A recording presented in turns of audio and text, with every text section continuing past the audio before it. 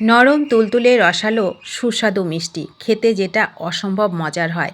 ঘরে থাকা মাত্র দুটো উপকরণ দিয়ে হাতে যদি থাকে 5 থেকে 10 মিনিট সময় এই সুন্দর রসালো মিষ্টিটা কিন্তু আমরা খুব সহজে ঘরে বসে বানিয়ে নিতে পারি। হঠাৎ বাড়িতে কেউ এসে গেল, তাদের আপ্যায়নের কোনো ব্যবস্থা নেই ঘরে, তো তাদের সঙ্গে প্রথম আলাপন করতে করতে আপনি প্রথম আপ্যায়নের ব্যবস্থাটা কিন্তু খুব সহজে ঘরে বসে তৈরি করে নিতে পারবেন। আর এগুলো খেতে এতটাই মজার হবে যে আপনাকে প্রশংসা করে যেতে বাধ্য হবে যে এত মজার মিষ্টি আপনি কি করে তৈরি করলেন, সেটা একবার হলো জিজ্ঞেস করবে আপনাকে।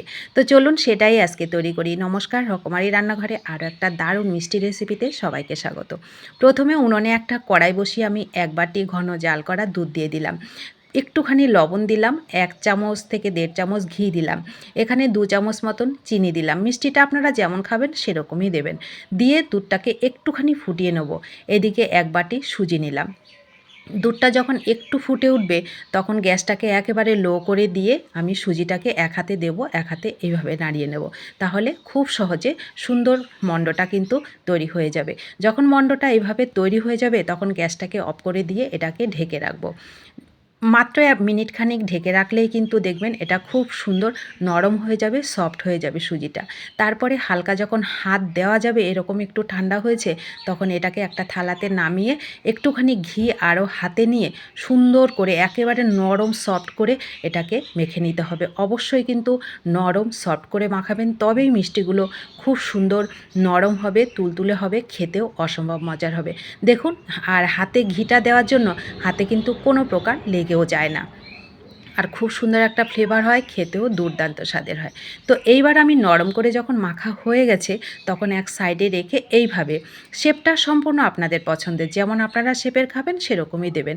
আমি এই যে পটলের মতন করে এগুলোকে তৈরি করে নিচ্ছি, খুব সহজে কিন্তু এটাও তৈরি করা যায়, দেখতেও ভালো লাগে এই শেপটা। তো আমি একইভাবে সবগুলো ছোট ছোট করে করে নেব। খুব সহজ একটা রেসিপি, খেতে অসম্ভব মজার লাগে, ভিজিয়ে রাখারও কোনো ঝামেলা নেই, কোনো কিছু নেই, শুধু এগুলো তৈরি করতে যতটা সময়। তো দেখুন, আমি ছোট ছোট করে সমস্ত মিষ্টির শেপ দিয়ে আমি এগুলোকে তৈরি করে নিলাম, খুব সহজে কিন্তু তৈরিও হয়ে গেল। এইবার আমি এইগুলোকে ভালো করে ভেজে নেব। ভাজাটা একটু টাইম নিয়ে ভাজবেন, তাহলে খুব সুন্দর ফুলবে, সফট হবে।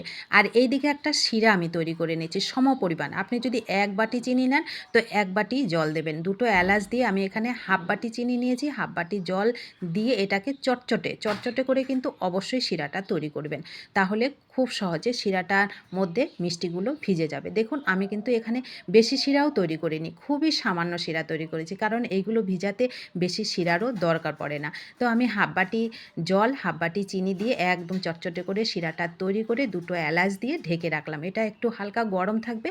আর এই দিকে দেখুন, আমি প্রথমে যে মিষ্টিগুলো তৈরি করেছি, উনুনে কড়াই বসিয়ে তেলটাকে গরম করে, মানে হাই হিটে গরম করবেন না, মিডিয়াম হিটে গরম করে এগুলোকে প্রথমে হাফটা আমি এর মধ্যে দিয়ে দিলাম। দিয়ে প্রথমে নাড়াবো না, প্রথমে একটুখানি হতে দেবো। এগুলো হতে দিলে তাহলে খুব সুন্দর শক্ত হয়ে যাবে তেলের মধ্যে। তারপরে আস্তে আস্তে নেড়ে চেড়ে মিনিট 2 এগুলোকে একদম লাল কালার করে ভেজে নেব। দেখুন, ভাজাটা কিন্তু আমার এক পর্যায়ে হয়ে গেল।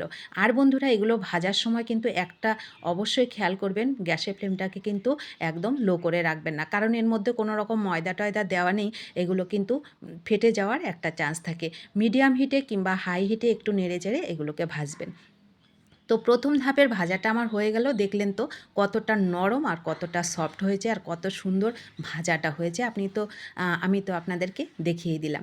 তো প্রথম পর্যায়ের ভাজাগুলো যেগুলো আমার হয়ে গেছে সেগুলো আমি শিরার মধ্যে সুন্দর করে ডুবিয়ে দিলাম, আর পরেরগুলোকে আমি একইভাবে ভেজে নেব।